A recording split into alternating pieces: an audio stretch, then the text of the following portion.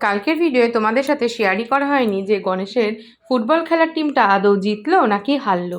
হ্যাঁ বন্ধুরা, জিতেছে। আর তার সাথে সাথে একটা প্রাইজও পেয়েছে, সেটা তো তোমাদের সাথে অবশ্যই শেয়ার করব। খেলতে যাওয়ার সময় যা চোপা করেছি সেটা তোমরা ভিডিওতে দেখেই নিয়েছো। চোপা করবোই না বা কেন বলো তো? এখন কি আর সেই খেলার বয়স আছে, না খেলার অভ্যাস আছে? খেলার অভ্যাস না থাকলে জানো তো, খেলতে গেলে যদি কোনো বিপদ আপদ ঘটে তখন কি হবে? তখন আমাদেরকেই, মানে আমাদেরই বিপদ হবে, কারোর তো বিপদ হবে না।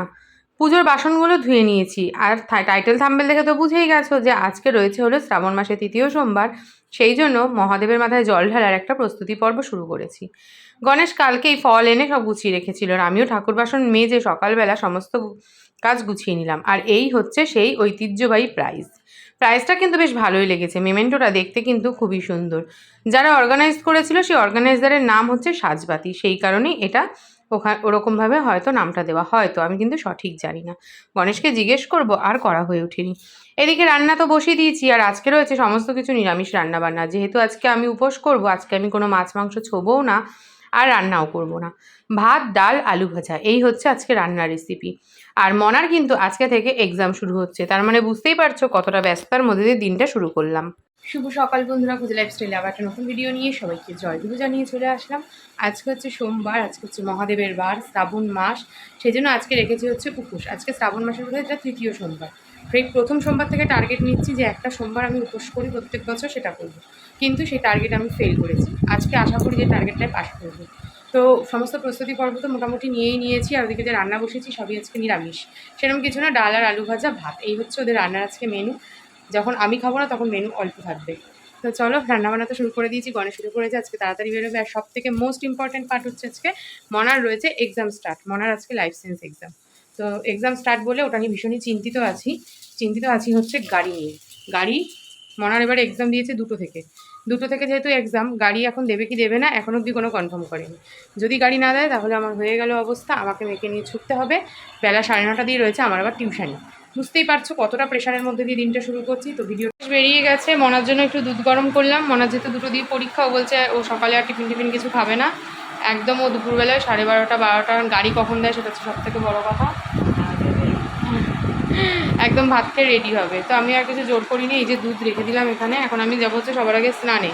9:30 দিয়ে আমার পড়ানো, এখন মোটামুটি ওই 8:10 বাজে। তো ভাবছি চান করে পুজোটা দিয়ে নিতে পারবো, কারণ ওপরে যাওয়ার পর কখন যে কীভাবে কী করবো কিছু জানি না। করে দেওয়ার পর যদি ওকে নিয়ে যেতে গাড়িতে না হয় তাহলে তো আমি ফ্রি, আর যদি নিয়ে যেতে হয় তখন লেগে যাবে যুদ্ধ। তা আগে থেকে যুদ্ধের জন্য প্রস্তুতি নেওয়াই ভালো। তো চলো স্নান করে এখন ঠাকুর ঘরে যাই আগে। স্নান কমপ্লিট করে চলে এসেছি হচ্ছে এখন পুজোর ঘরে পুজো দিতে। পুজোর ঘর মানে ওই হলো আর কি, মানে ঠাকুরের কাছে চলে এসেছি। এখন হচ্ছে ঠাকুরকে সবার আগে ভালো করে পুজোটা মন ভরে দিয়ে নিই, তারপর আজকে আবার অন্যান্য কাজ।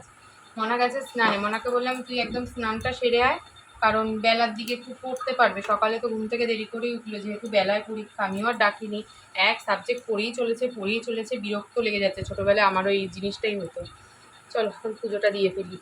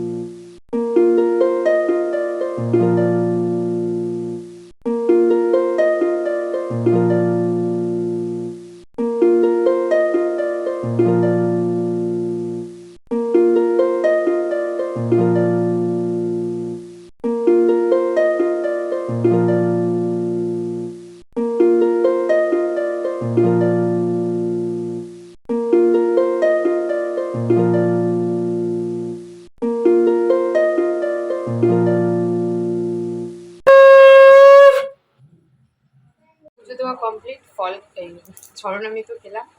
আর এতক্ষণ এখন আর উপোস করে থাকতে পারি না, যেটা হচ্ছে সব থেকে বড় কথা। সেই ভয়ে বরং আরও সকাল সকাল পুজোটা দিয়ে দিলাম।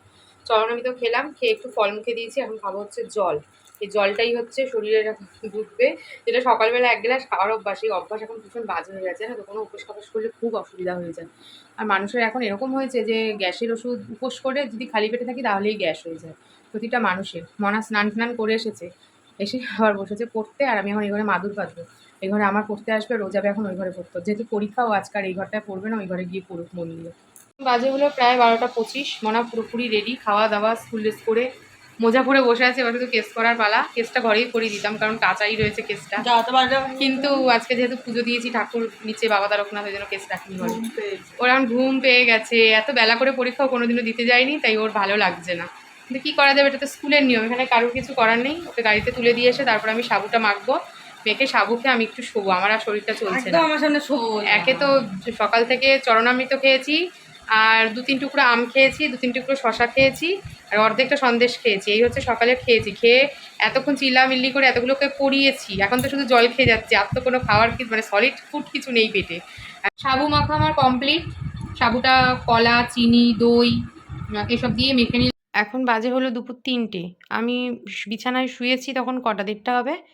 10-15 মিনিট ফোনটা ঘাঁটতে ঘাঁটতেই কারেন্ট হাওয়া, বুঝতে পারছো? গরমে দেখো ঘেমে নিয়ে আমার অস্থির অবস্থা। এখন 3টে বাজে, 1 ঘন্টা হয়ে গেছে কারেন্ট তাও আসছে না। বাধ্য হয়ে বোনকে ফোন করলাম। তোমাদের আগেও বলেছি যে বোনের কাছে একটু খবর পেতে পারি আর কি, যে কারেন্ট কখন গেছে, কেন যাচ্ছে, কারণ বোন ওই ডিপার্টমেন্টেই জব করে। বোন বলল 2 ঘন্টার জন্য কারেন্ট গেছে।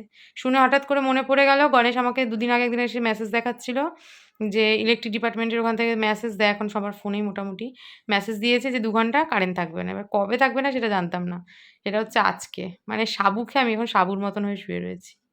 এখন বাজে হলো 4টে। উফ, একটু মানে ঘুমাতে তো পারলামই না, যে কি অস্বস্তি হচ্ছে কি বলবো। কারেন্টটা এখনো আসেনি।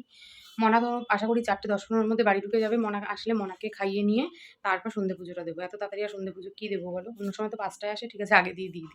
আজকে তো 4টের সময় চলে আসবে, আর এখনও কারেন্ট আসেনি। আর এদিকে টিউশনি পড়তে আসবে। এই ঘরের বিছানা তো যেমন তেমনই রয়েছে, আমি একটু ওই ঘরে শুয়েছিলাম। এত গরম লাগছে, 1.5-2 ঘন্টা ধরে কারেন্ট নেই বলে যে অস্বস্তি হচ্ছে। এখন আর শুতে পারছি না, উঠে এখন হাঁটছি একটু। এরপর কলে জল আসলে ঠাকুর বাসনগুলো মাজবো। কালকে বলছি দুপুরে সাবু খেয়েছি, সে বাসনগুলো কিছু মাজা হয়নি। দেখো সব ঠাকুর ওখানে পড়ে রয়েছে, ওগুলোকে সমস্ত মেজে গুছিয়ে নিয়ে তারপর টিউশনিতে বসবো। একটু লিকাচ্চা বানিয়ে বসবো, কারণ একটু চা না খেলে হবে না, মাথা যন্ত্রণা করবে। রাত্রি 9টা-9:30 অবধি আজকে টিউশনি রয়েছে। তারপরে রয়েছে আমার আবার রাতের রান্না। কী যে করবো জানি না। রাতের রান্না বলতে যে রাতের ময়দা খাবো। ময়দা মানে বুঝতেই পারছো, লুচি, তার সাথে একটা তরকারি, এই সমস্ত প্রিপারেশান। 3:30 এক্সাম শেষ হওয়ার পর গাড়ি নিয়ে আসার কথা 4টে, সেই গাড়ি নিয়ে আসলো হলো 4:30। আধা ঘন্টা ধরে রাস্তায় দাঁড়িয়ে থেকে আমার তো ধরে গেছে কোমর পা সব কিছু। বাড়িতে এসে মনাকে আগে খেতে দিলাম, তারপর সন্ধে পুজো দিয়ে ঠাকুর বাসন মেজে ঠাকুরের জায়গা গুছিয়ে নিয়ে মনার যে খাবারের এঁটো বাসন সেগুলো মেজে নিয়ে একটুখানি চা বানালাম, বানিয়ে টিউশনিতে বসেছিলাম। আর টিউশনি সেরে আবারও চলে এসেছি রাতে এখন রান্নার পর্বে। এখন বাজে প্রায় রাত্রির 9টা। বুঝতেই পারছো যে কি পরিমাণে আজকে শিডিউল ছিল আমার, যে কি বলবো। তার মধ্যে কারেন্ট গিয়ে আমার একদম ঘুমেরও 12টা বাজিয়েছে, শরীরেরও 12টা বাজিয়েছে। ইতিহাস পরীক্ষা, মনে এখন মন দিয়ে ইতিহাস পড়ছে। আজকে রাতের ডিনারে কি আছে? ঠিক আছে বলো না। আজকে রাতের খাবারে রয়েছে হলো চানা দিয়ে আলু দিয়ে একটা দম, আর সাথে হলো লুচি। মনার খাওয়া দাওয়া শেষ। মনা এখন পায়ে ডলছে হলো ভলিনি। ওর পায়ে প্রচণ্ড ব্যথা করছে। গণেশ একটা ভলিনি কিনে আনলো, আমাদের ভলিনিটা শেষ হয়ে গেছে। আর আমার অবস্থা খুবই করুণ, মানে আমি আর চোখ খুলে তাকাতে পর্যন্ত পাচ্ছি না, এত জোর আমার ঘুম পেয়েছে। মানে সেই ভোর 5টায় উঠেছি, আর আজকে একবারের জন্য চোখের পাতাটা বন্ধ করিনি। তো চলো এখন খাওয়া দাওয়া করবো। ওই যে খাবার বেড়ে রেখে দিয়েছি, দেখা যাচ্ছে না। যাই হোক চলো, ভিডিওটা আজকে এখানেই শেষ করলাম। সবাই ভালো থেকো, সুস্থ থেকো। আর ভিডিওটা যারা আমার সাথে শেষ পর্যন্ত অবধি দেখলে তারা কিন্তু অবশ্যই ভিডিওটা ছেড়ে যাওয়ার আগে লাইক, কমেন্ট, শেয়ার আর আমার চ্যানেলটা সাবস্ক্রাইব করে দিয়ে যেও। তো আজকের মতন টাটা, দেখা হবে একটা নতুন ভিডিওতে।